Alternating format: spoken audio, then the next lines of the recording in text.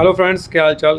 दोस्तों बहुत बहुत थैंक्स मेरी वीडियो को लाइक और शेयर करने के लिए। जो आज की जो वीडियो है वो एक पॉलीकैब का ऑन ग्रिड 4G सीरीज़ का इन्वर्टर है। ये उसके पैरामीटर हैं। पॉलीकैब के 10 किलोवाट का ऑन ग्रिड का क्या कहते हैं उसका on grid inverter model PSIT 10K। ठीक है जी। और ये इसकी इनपुट की रेंज है 1000 वोल्ट से 600 वोल्ट।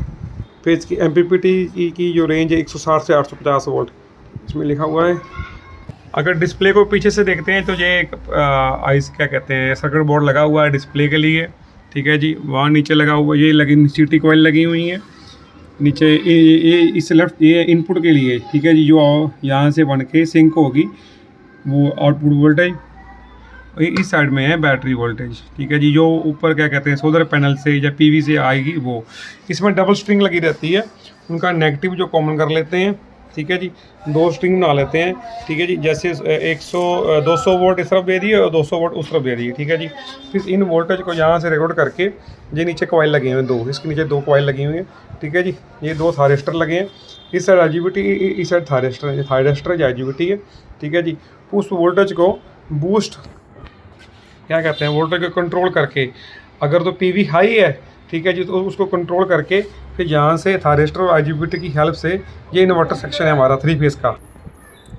जो DC बन जाती है यहाँ पर उस DC को फिर फिक्स DC को इस इन्वर्टर पे डाला जाता है। तो इन्वर्टर में ये 3 आउटपुट है। ठीक है जी। ये 3 यहाँ पर 3 न्यूट्रल है नीचे लगे हुए हैं। ठीक है जी।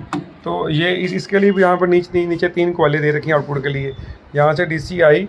ठीक है जी। रेगुलेट होकर ये इसका SMPS सेक्शन है, ये कंट्रोल सेक्शन है। ठीक है। कंट्रोल रीड करता है जो PV से वोल्टेज आ रही है करंट आ रहा है उसको, ये आउटपुट में जो स्विचिंग हो रही है उसको। Each and everything is controlled by this control card.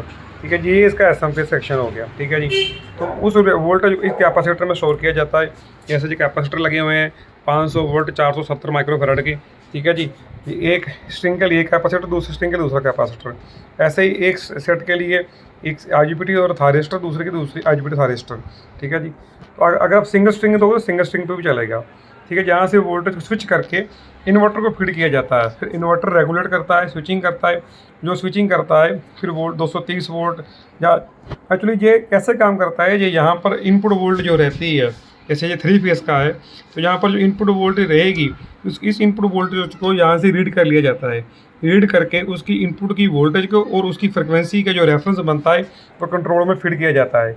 फिर कंट्रोल क्या करता है, उसी मिली हुई जानकारी को जो वोल्टेज की कितनी वोल्टेज है, उसका फ्रिक्वेंसी क्या है, फेस एंगल क्या है, तीनों का उनको डिटेक्ट करके ये नोट करता है।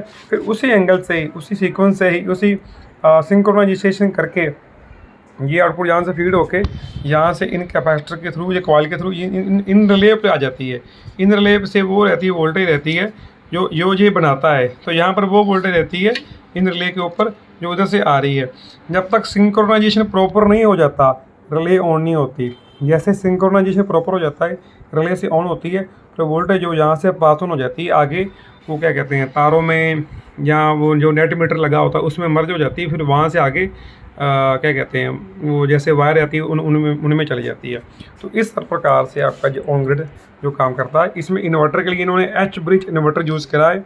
इसमें 40T120 40 एम्पेयर 120 वोल्ट की 4 IGBT लगी है। फुल H ब्रिज बना हुआ है सिंगल फेस के लिए। यहाँ पर 3 फेस है तो अपने पास 1 2 3 4 5 6 इधर है और 6 उधर 12। ठीक है जी। ये 12 का सेट लगा हुआ है अपना। ठीक है जी। बाकी तो चलो ठीक है। तो ये था एक ऑन ग्रिड पॉलीकैब का on grid inverter. Thank you for watching this video. Have a good day.